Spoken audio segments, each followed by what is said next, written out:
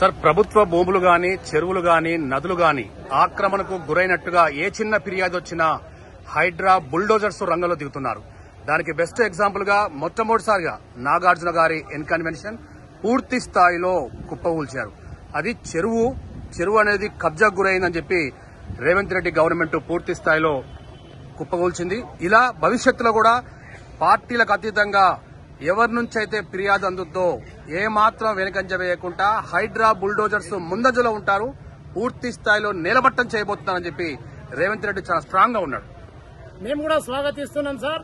ఎందుకంటే రాజకీయాలకు అతీతంగా హైడ్రా చర్యలున్నాయి. ఎన్కన్వెన్షన్ కూల్చిన తర్వాతనే ప్రజలలో విశ్వాసం వచ్చింది. రేవంత్ రెడ్డి నాయకత్వం మీద విశ్వాసం వచ్చింది. ప్రభుత్వం తీసుకునే విధానాల పట్ల విధేయత కలిగింది. అందుకే ఈ రోజు పౌర సమాజం కదులుతుంది. ఇన్ని రోజులు తెలియని నిర్బంధాన్ని ఎదుర్కొన్న పౌర సమాజం ఈ రోజు గొంతు విప్పుతుంది.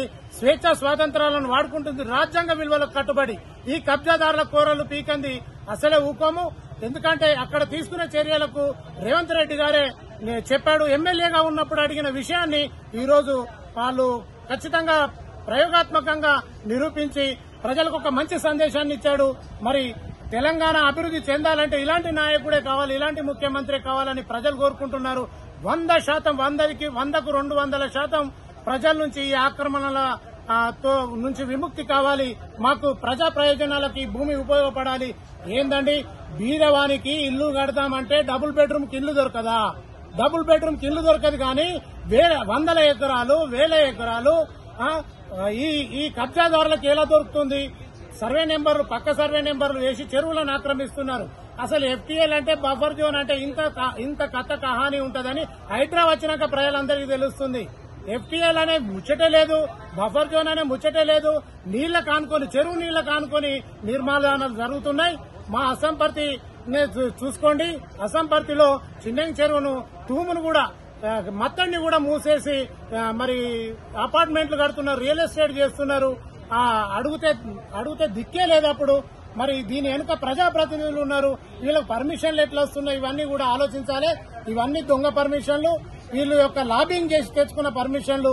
ఖచ్చితంగా శాలిని మిశ్రా ఆధ్వర్యంలో సంస్కృతి విహార్ ను చుట్టూ ప్రహారీ పెట్టి నిర్మాణం చేస్తే ఈ రోజు ధ్వంసం చేసి ఎకరాల కొద్ది స్థలాన్ని ప్రైవేటు వ్యక్తులు ధ్వంసం చేస్తున్నారు, ఆక్రమిస్తున్నారు. దీని వెనుక గత ప్రభుత్వ ప్రజాప్రతినిధులు ఉన్నారని చెప్పి మేము హెచ్చరిస్తున్నాం. ఖచ్చితంగా వాటర్ రావాలి, వరంగల్ కాపాడబడాలి. మరి కబ్జాదారులారా ఖబర్దారని హెచ్చరిస్తుంది మరి ఇప్పుడు పౌర సమాజం అని తెలియజేస్తూ. సార్, ఇప్పుడు రీసెంట్లీ హరీష్ రావు గారు ప్రెస్ మీట్ పెడుతూ ప్రజల సమస్యలు ఎన్నో ఉన్నాయి, ఆ సమస్యలను పూర్తి స్థాయిలో డైవర్ట్ చేయడానికి హైడ్రాని తీసుకొచ్చారు. మా ప్రభుత్వంలో అన్ని కూడా పూర్తి స్థాయిలో అథెంటిక్ గానే ముందుకు వెళ్ళాను తప్ప ఎక్కడ కూడా భూ కబ్జా పర్మిషన్ ఇవ్వలేదని చెప్పి హరీష్ రావు అంటున్నారు. అన్ని దొంగ ముచ్చట్లు సార్. దొంగ అన్నట్టు ఉంది. అసలు వాళ్ళ భూములు చెప్పండి. స్లిప్పర్లు వేసుకొని తిరిగిన హరీష్ రావుకు ఇన్ని వందల ఎకరాలు ఎలా వచ్చాయండి?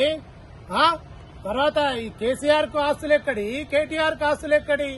ఒకప్పుడు ఫామ్ హౌస్ నాది అన్నాడు, ఈ రోజు నాది కాదంటే అక్కడనే అర్థమవుతుంది కదా.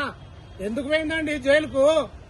బిడ్డ జైలుకి ఎందుకు పోయిందో ఆలోచించుకోవాలి. ఈ దొంగలు మాట్లాడితే వినద్దండి.